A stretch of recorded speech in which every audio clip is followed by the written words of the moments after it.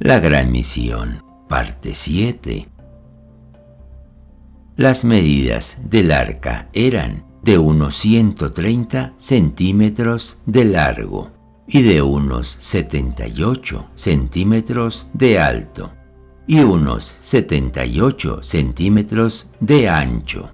No era precisamente grande.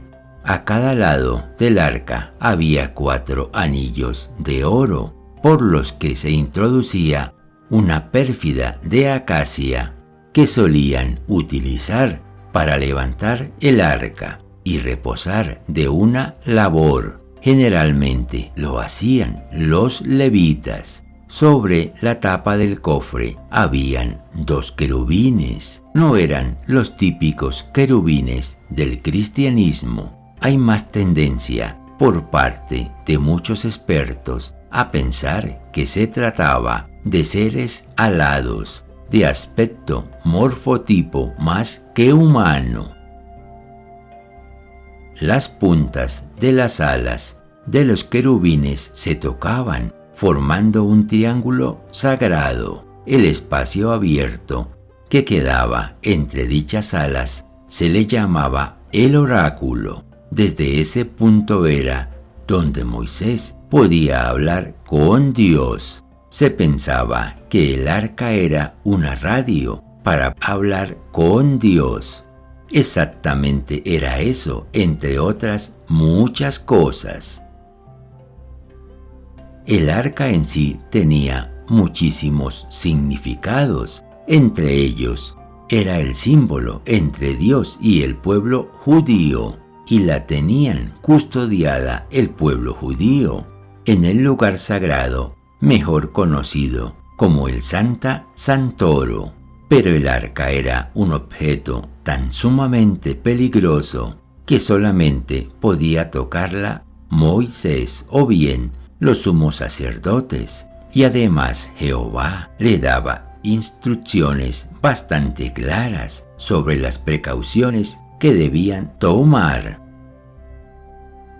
Cuando entraban al tabernáculo, deberían hacerse túnicas de lino para cubrir su cuerpo de los hombros a los tobillos. Incluso Jehová le enseña a Moisés a embadurnarse el cuerpo con un ungüento compuesto de resinas aromáticas para hacer una capa aislante para protegerlos de esa tremenda radioactividad. El sumo sacerdote, uno de ellos era Aarón, que incluso se colocaba un casco de oro para protegerse la cabeza cada vez que entraba, según para evitar ser consumido por el fuego del Señor. La cólera inflamable del Señor era una ira constante, por lo cual podemos decir que la radioactividad no paraba de generar radiación. Cuando el pueblo de Israel se veía en peligro por sus enemigos, los babilónicos, los egipcios, el arca se elevaba, lanzando unos rayos a sus enemigos.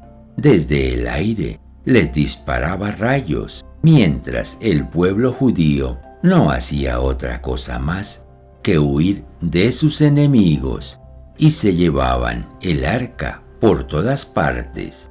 ¿Cómo se explican que los judíos disponían del arma más poderosa del planeta?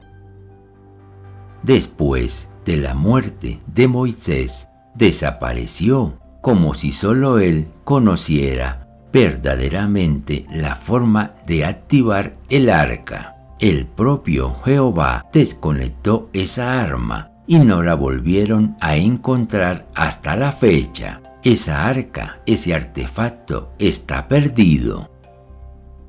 El arca fue fijada en Silo en el tiempo de Elí y Samuel durante la guerra contra los filisteos y fue llevada a Israel con el objeto de levantar la moral a los guerreros. Pero después de una trágica derrota del pueblo hebreo. Entonces, desde allí fue trasladada a Gabaa. Luego Saúl la habría utilizado en la campaña contra los filisteos.